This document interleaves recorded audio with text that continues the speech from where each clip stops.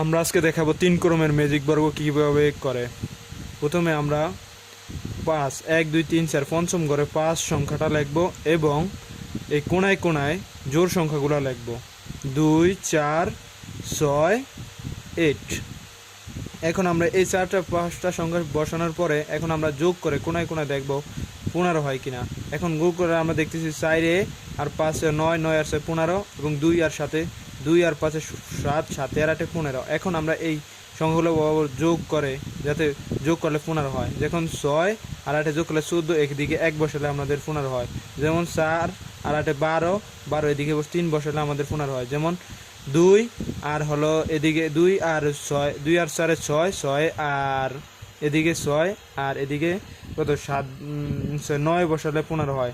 আর এদিকে আমাদের দেখো 2 আর 6 8, এদিকে 7 বসালে 15 হয়। এখন আমরা যেভাবে যোগ করব 15 হবে।